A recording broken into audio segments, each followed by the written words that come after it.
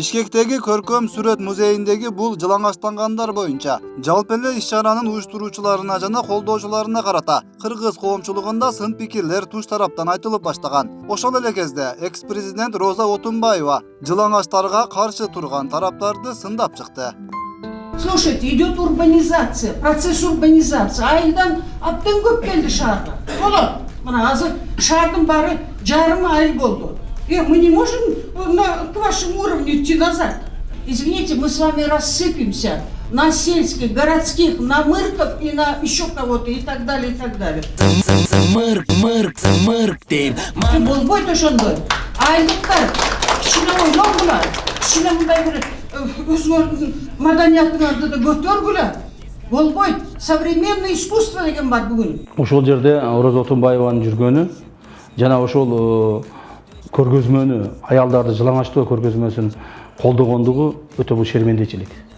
Шермендечилик себеби бул Роза Исаковна кайсыл бир деңгээлде мамлекеттик чоң ишмер.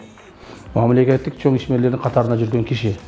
Кечеги кылган өзүнүн жумушу менен ал коомубуздагы эң бир төмөн адамдардын катарына кирип калышы мүмкүн. Современное искусство деген бар бүгүн. Бул уят нерсе.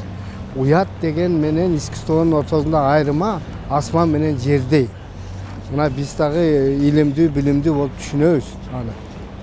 Эртең ошентип уюштуруп чыкса искусство деп, анда жайында биздин карындаштарыбыз, кыздарыбыз, келиндерибиз жылаңач болуп көчөдө жүрсөм эмне болот бул? Ким кепилдик берет ошого жүрбөйт деп? Искусство деп бардын күргүчтөшүп айдап атса. Извините, мы с вами рассыпемся на сельских, городских, на мырков и на еще кого-то и так далее, и так далее. Асмандан эч ким түшкөн эмес. Ошол айылдын күчү менен, айылдын шарапаты менен, айылдын билим алып деңгээли жогорулоосу менен мынушундай мамлекет кармалып турат. Мамлекет сакталып турат. Маданиятыңарды да көтөргүлө. Болбойт. Мындай жылаңач жүргөн искусство кылып, ким кааласа өзү чыгып жүрө берсин. Мен ойлойт элем, ошол колдоп аткандар өздөрү жылаңач чыгышса дейт элем да. Өздөрү жылаңач чыгып, нары бери басып, анан көрсөтүп айтса ошондо бир жөн. Жок, алар анткиси келбейт, өздөрүнүн тагдырын салгысы келбейт. Неберелери бар, балдары бар, кыздары бар.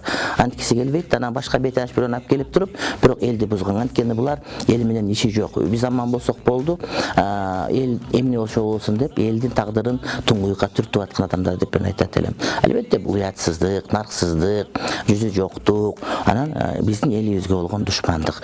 Эч кандай бул жерде баалуулук жок, балким ошол жанагы көрүптүрлүктүн айынан болуп аткан иштер деп мен айтат элем. Извините, мы с вами рассыпемся на сельских, городских, на мырков и на еще кого-то и так далее, и так далее. Роза, сен экөөбүз теңбиз. Эми сен 1,5 жыл президент болдуң. Сени ким шайлады президент кылып? Сен эч ким шайлаган жок, ошондуктан мен сени экс-президент деп айтпайт болчумун. Андай лакамды сенден алып коюш керек болчу. Давно эле. Эми биягың келип айтканда сен анда ошо айылдагы мырктардын налогунун эсебинен 80 000 айлык алып, бир шопурду, бир кызматчыны кармап жүргөн ошо мырктардын эсебинен алып атасың да. Значит, сен ошо 1,5 жыл Кыргызстандын элинин 90%ке жакыны бул айылдар да.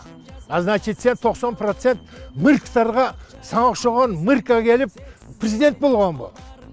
Ойлонуп сүйлөш керек да сен бир нерсе айтаардан мурун. На сельских, городских, на мырков и на еще кого-то и так далее, и так далее. Кыргызда сөз бар, өзүңө карап, өзүңүн аркаңы карап туруп ана сүйлө дейт. Сен эмне айылдан эмес, Нью-Йорктон келдиң беле, же Токиодон келдиң беле, же Вашингтондон келдиң беле? Сен деле айылдан келгенсиң. На сельских, городских, на мырков и на еще кого-то и так далее, и так далее. Уят Роза. Андан көрү өзүң эле унчукпай ушу мырктардын пенсиясын албай эле, мырктардын налогуна жыргабай, манантип бардыгынан отказ кылып, кой, уят болдум деп туруп, официальный телевидениядан, центральный телевидениядан чыгып туруп, Кыргыз ТВдан. Кечирим сурай элден. Бүтүндөй айылдын элин, бүтүндөй 90% кыргыздардын бардыгын сен мырктар деп таштадың. Эми эмне деп айтыштым, эгерде сөзмө сөз, көзмө көз болгондо башка сөз айтат элем, бул жерден ал сөздөрдү айтышка мүмкүнчүлүк жок да. Ошондуктан эсиң барда этегиңди жыйып, элден кечирим сурап кой. Мен дагы бир жолу кайталам, кечирим сура. На сельских, городских, на мырков и на еще кого-то и так далее, и так далее. Мен деле мондай бир ачык айтканда 70ке жакындап калдым. Мен деле айнып баратам, ачык айтайын. Европаны туурап жашайлы деп айтканым мондай бир туура эмес болсо керек. Бирок каарыганда адам ар түрдүү нерсени айтып айнып калат экен. Ачык айтканда мага көңүл болбой эле койгула. Алтындарым, рахмат силерге. деп коюлса мүмкүн жакшы боло эле деген ойда. Акча үчүн барын сатыга бир уят намысты, ак караны билбей калдык, туурап жатып батышты. Түгөндүбү аксакалдар, аксакалын жайкалткан, ак ишине ак сөзүнө элди тартып сактаган. Өткүрбек Рахманов, Акниет Кеңешев, Регион.